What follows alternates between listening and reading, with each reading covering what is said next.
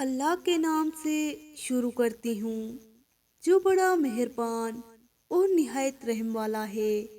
اللہ پاک سے دعا ہے کہ اللہ پاک آپ کی تمام جائز خواہشات کو پورا فرمائے، آمین۔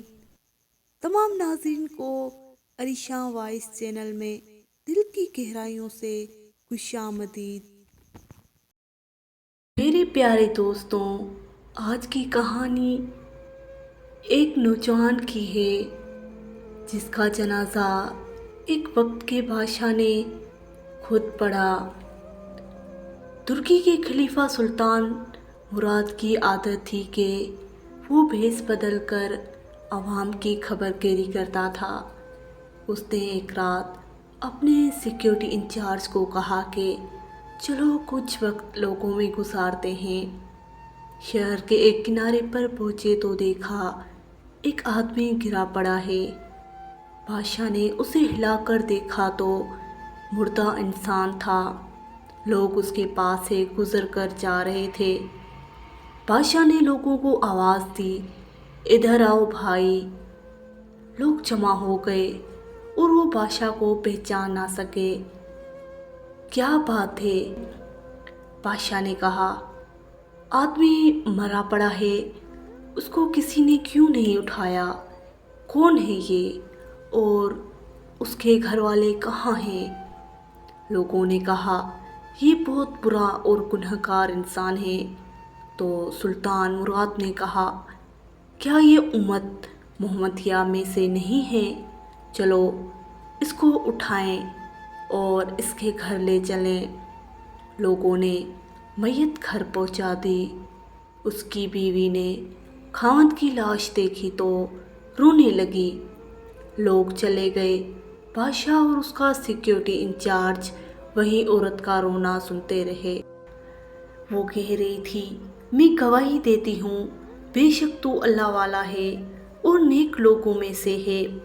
سلطان مراد بڑا متعجب ہوا، یہ کیسے ہو سکتا ہے؟ لوگ تو اس کے بارے میں یہ باتیں کر رہے تھے اور اس کی میت کو ہاتھ لگانے کو تیار نہ تھے۔ اس کی بیوی نے کہا، مجھے بھی لوگوں سے یہی توقع تھی۔ اصل حقیقت یہ ہے کہ میرا خاوند ہر روز شراب کھانے جاتا، جتنے ہو سکے شراب خریدتا اور گھر لا کر گڑھے میں بہا دیتا اور کہتا کہ چلو کچھ تو گناہوں کا بوجھ مسلمانوں سے ہلکا ہوا۔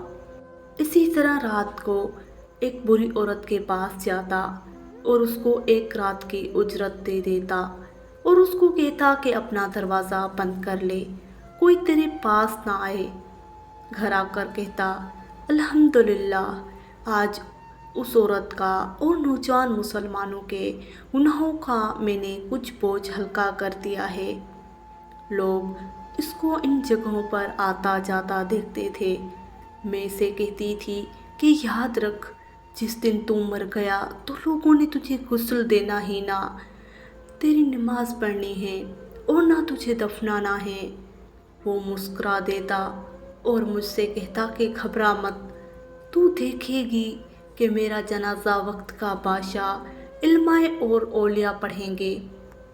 یہ سن کر بادشاہ رو پڑا اور کہنے لگا، میں سلطان مراد ہوں، کل ہم اس کو غسل دیں گے، ہم اس کی نماز جنازہ بھی پڑھائیں گے اور اس کی تدفین بھی ہم کرائیں گے۔ اس کا جنازہ بادشاہ، علماء اولیاء اور کثیر عوام نے پڑھا۔ آج ہم بظاہر کچھ دیکھ کر یا محض دوسروں سے سن کر اہم فیصلے کر بیٹھتے ہیں۔ اگر ہم دوسروں کی دلوں کے بھید جان جائیں تو ہماری زبانیں گونگی ہو جائیں۔